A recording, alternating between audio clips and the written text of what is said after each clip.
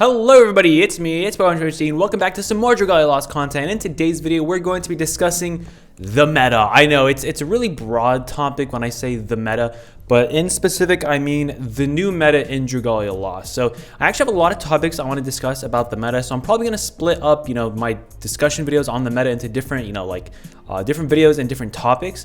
I want to make a topic on daggers, bows, the afflictions, which is what today's video is going to be about, and anything else that happens to come up. Galacleo is literally a whole video that I've technically already made, which I might throw on screen. I don't know. I'm probably going to be too lazy to do that. But yeah, so there's a lot of topics discussed in the meta of Dragalia Lost. But for today's video, I want to focus mainly on afflictions. And when I say afflictions, I mainly mean, with the recent affliction changes and the burn meta that has kind of popped up since then. So if you're not aware what the recent affliction changes were, basically, bosses usually gain 20 resistance to an affliction every time they're hit by that affliction, but now it's decreased, so they get afflicted by, I believe it's 10 or 5% or something. So you can basically inflict them with, say, burn or whatever, burn, paralysis, freeze, whatever, like double the amount of times that you used to be able to. And also afflictions now stack on top of each other. Now, not all of them stack, but a majority of them do stack on top of each other. So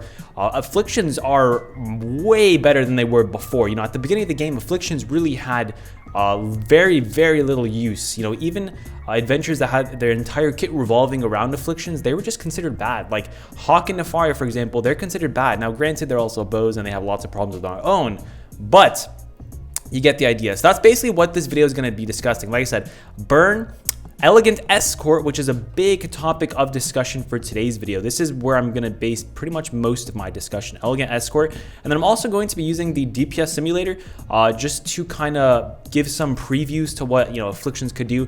Now, of course, regarding the DPS simulator, I will put the link in the description down below so you can test it out for yourself, try different things out or whatever.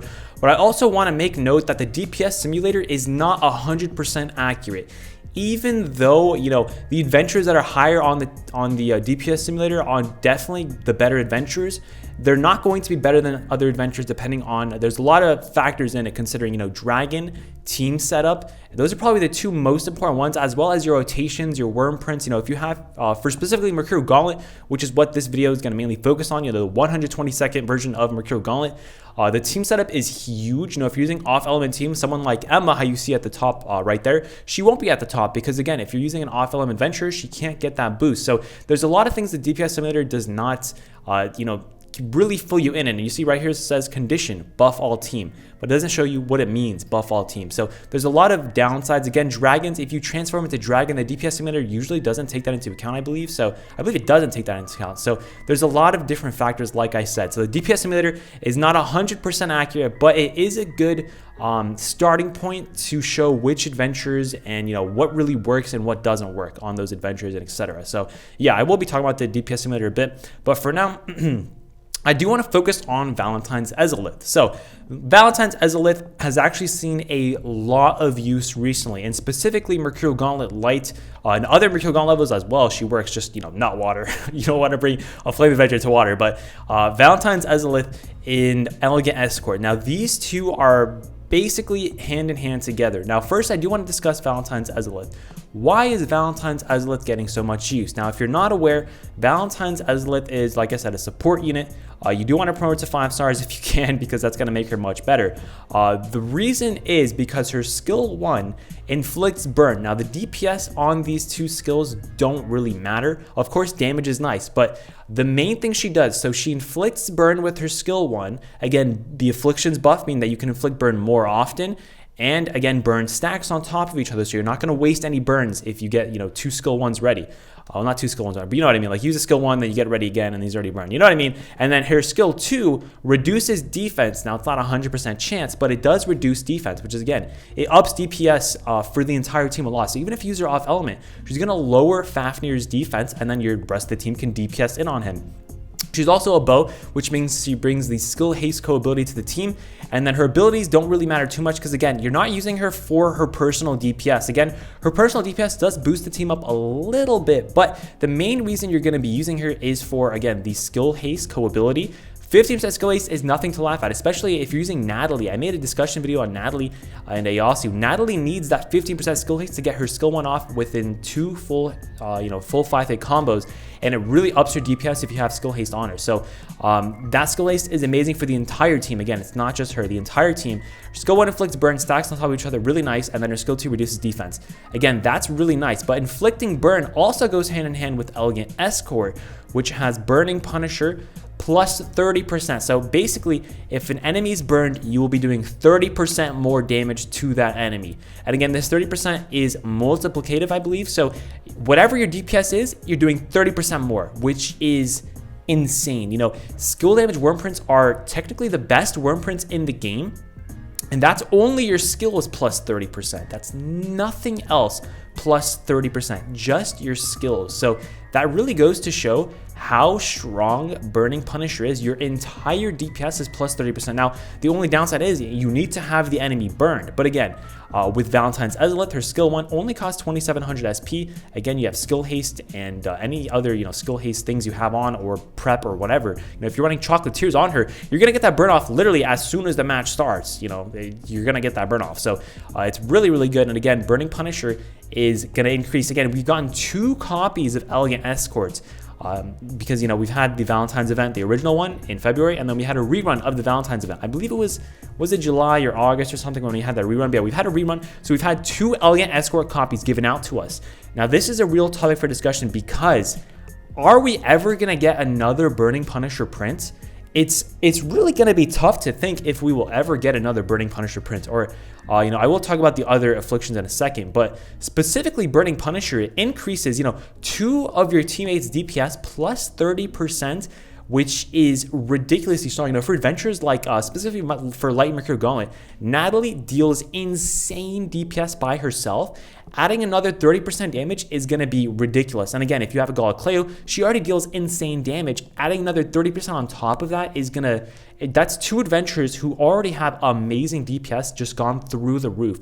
Also, my phone just let up. I should probably put that upside down so I don't look. But yeah, it's crazy to think how strong Burning Punisher is. And if they do make another print, I don't expect it to be plus 30%. Plus 30% is just insanely strong. Like, it's ridiculous. If they do make another one, I do expect it to be maybe 20% with another ability on top of that. I don't see them going 30% plus another ability at all. That's just crazy. I mean, this print alone is already ridiculously good, especially 2 copies. And if they add a print to the shop, you can buy 4 copies of that print, throw it on every single one of your members, and your entire team's DPS will just all of a sudden be boosted by 30% or whatever the percentage is, which is, like I said, it's just ridiculous. And this allows them, if they want to, if they release, say, a Burning Punisher print that's permanently in the shop, they can increase Fafnir's HP by 20%. Say his HP is already, 1 million, his HP is going to go up to 1.2 million. If his HP is 2 million, it's going to go to 2.4 million, which is a lot. That's a lot of HP.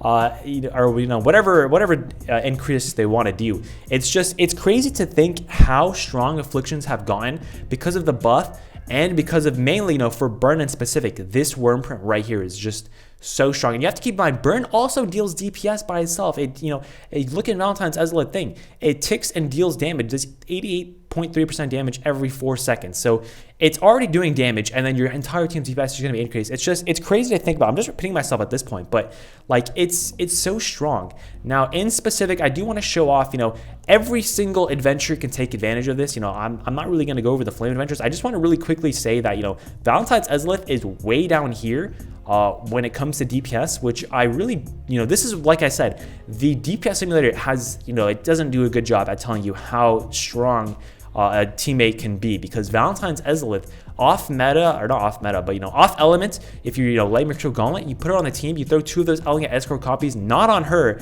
again, it has it on her, but not on her, and then all of a sudden the team's DPS just through the roof. I've seen so many Light Mercurial Gauntlet clears using Valentine's Ezreal plus 2 Elegant Escorts. Now, if you did sell your Elegant Escort copy like I did, it really does suck.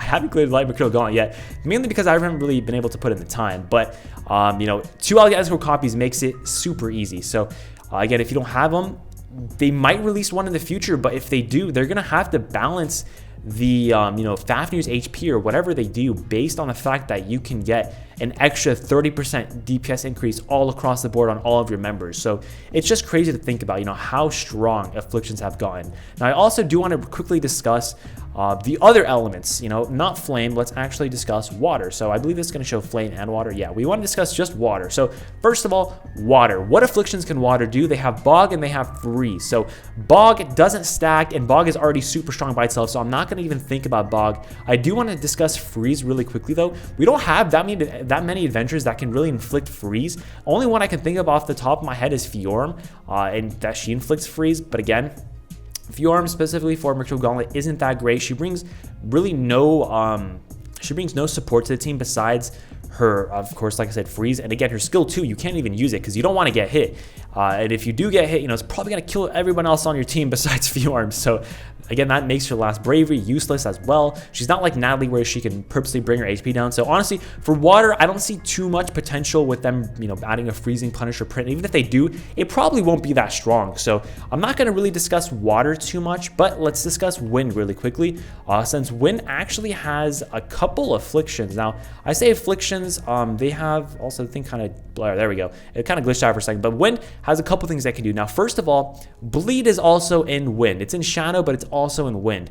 Victor and Addis have bleed. They could make a bleeding Punisher print. We already have a bleeding Punisher skill with Addis, so they could, or it's not a skill, sorry, it's an ability with Addis, so they could make it on a print. If they do that, that's going to make bleed adventures even better. They're already so good. Bleed is a debuff, again, not an affliction. I do want to just get that out of the way. So if they do make a bleeding Punisher print, it's going to make them even better. But again, bleed also has a chance, but you can just reset for those chances. So bleed is already so strong. I don't really expect them to make a bleeding Punisher print. That's just going to be crazy if they do that. What else does Wind Adventures do? I believe Wind Adventures have stun and poison. Now, I don't know if all of them have stun. I believe it's just Hawk. I think it's just Hawk that has stun. Or is it? Yeah, it's stun, not paralysis, right? I believe it's just Hawk. So I'm not going to discuss Hawk at all, but poison is a pretty big thing when it comes to wind. Now, poison actually has a lot of potential. Now, as you can see, most of these adventures have value on them because, again, the DPS sim does not take your teammates into account at all. It's only this adventure. So they do have Pazuzu. Now, if you look down here, Musashi has Pazuzu, Silas has Pazuzu, Luis does not have Pazuzu, which is kind of omega lol, but Pazuzu, what he does is he inflicts poison. He has normal strength plus 50% and then poison Punisher plus 20%. So if you poison the enemy, you're going to be doing a lot more DPS than you would be doing before. Again, that's multiplicative plus 20%, DPS on them, on the adventure. Kind of like Burning Punisher, but, Also, I didn't even mention Apollo. Apollo just came out for Flame Adventures. Apollo is really good. So, yeah, I do understand that really quick. But again, Pazuzu is nice. Again, poison is stacks just like Burn does. And it's super strong, it deals damage. There's a lot of adventures which actually inflict poison when it comes to wind. A couple I could think of off the top of my head, Musashi, he's already really good. Now that you can stack the poison as well, he's a blade. He brings the blade cold ability, which is, again, really good. Addis also inflicts poison, but, you don't use Addis for poison. You use him for bleed. Silas inflicts poison, I believe. And Luis. Luis is a big one I do want to discuss. She's just like Valentine's Ezalith in the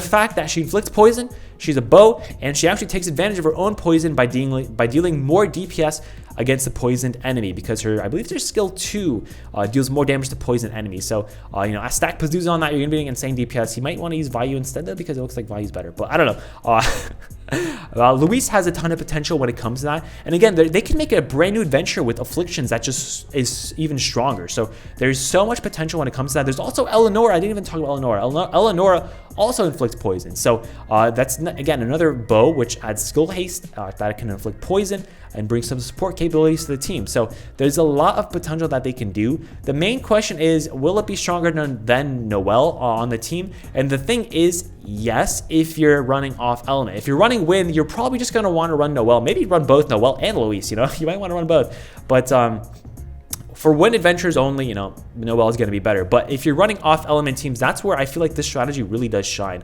Off element teams. That's my opinion. Now again, wind is already very, very strong. Let's talk about light now. Light, of course, floor off the roof somehow. I don't understand. I didn't want to make a whole discussion video on floor. I might do that soon. But yeah, light has paralysis. That's the big one. A lot of these adventures inflict paralysis, and if they add a paralyzed Punisher, worm print to the game. We already have a lot of adventures with the ability Paralysis Punisher. So if they add a worm print into there, it's actually going to be ridiculous because I believe Floor inflicts paralysis.